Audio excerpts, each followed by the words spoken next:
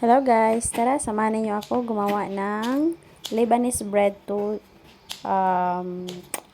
crackers. So, una, kay igupit-gupit lang na siya ang Lebanese bread. Ito po yung Lebanese bread na binili ng amo ko kahapon. Tapos, hindi nila naubos. Sabi niya itapon daw. Kaya hindi ko na itapon para gawin ko lang siya ng crackers para hindi masayang. So, ito po yung ginagawa ko lagi dito. Gupitin lang siya ng pa-square-square.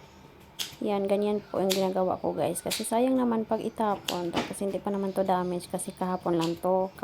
Kapag bumili sila ng Lebanese bread, yung ulam nila is chicken na barbecue, i-partner nila sa Lebanese bread. Tapos ang natira, itapon na yan kasi hindi na sila kumakain pag kinabukasan yan. Kasi hindi ko nga alam ba't ayaw nila kumain ng tira-tira. So sabi niya itapon daw. Sabi ko ayaw kasi gawin ko ng Lebanese bread to.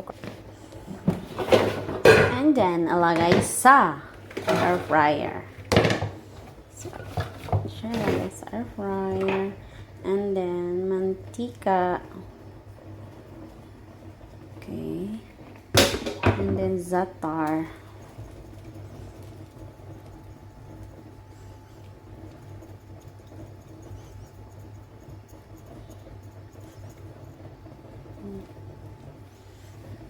Next.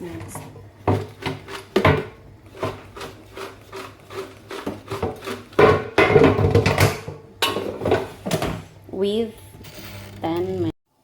So, ganyan na siya crispy guys. Look at, oh, grabe ka crispy. Ganyan na siya ka crispy guys from the air fryer.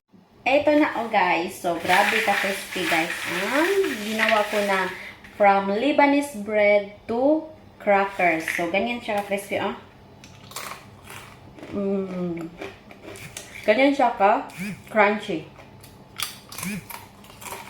Ang garang.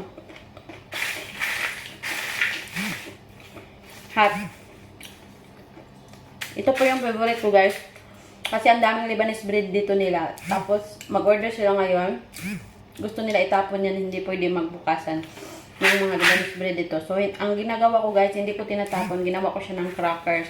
Ayan. Habang manonood ng TV, kakain ng crackers. So try ninyo guys. Lebanese bread to crackers.